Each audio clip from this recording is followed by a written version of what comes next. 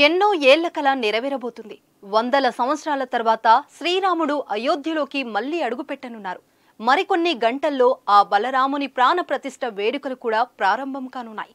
ఉత్తరప్రదేశ్లోని అయోధ్యలో శ్రీరాముడి విగ్రహ ప్రాణ ప్రతిష్ఠకు ముహూర్తం సమీపిస్తున్న వేళ ఉగ్రవాద సంస్థల నుంచి వరుసగా బెదిరింపులు రావడం కలకలం రేపుతున్నాయి. అయోధ్యలో విధ్వంసం సృష్టిస్తామని ఇప్పటికే ఖలిస్తానీ ఉగ్రవాది గురు పంత్వత్ సింగ్ పన్ను హెచ్చరించాడు.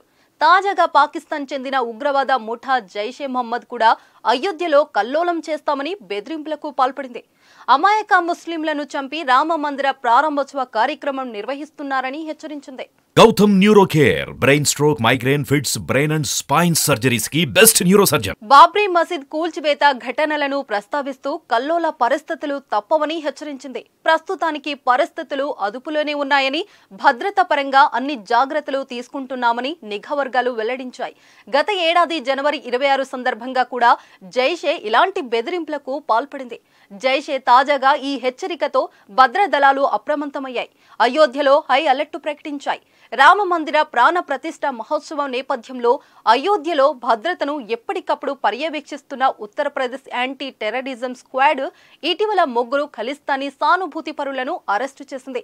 ఆ ముగ్గురి గురు పంత్వత్ సింగ్ పన్ను నేతృత్వంలోని నిషేధిత జస్టిస్ ఫర్ సిక్స్ సంస్థ సభ్యులు శంకర్ దుస్తాప్, అజిత్ కుమార్, ప్రదీప్ పునయాగా గుర్తించారు. ఈ ముగ్గురు రాజస్థాన్ వాసులు.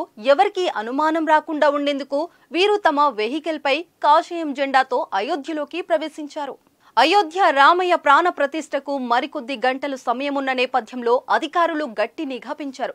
జాతీయ విపత్తు దళం రామ మందిరం సమీపంలో శిబిరాన్ని ఏర్పాటు చేసి రేపు జరిగే ప్రాణ ప్రతిష్ఠ వేడుకకు ముందు ఇక్కడ 3 NDRF బృందాలు మోహరించాయి. స్థానిక పరిపాలన యంత్రాంగం పోలీసులతో సమన్వయం చేసుకుంటారు.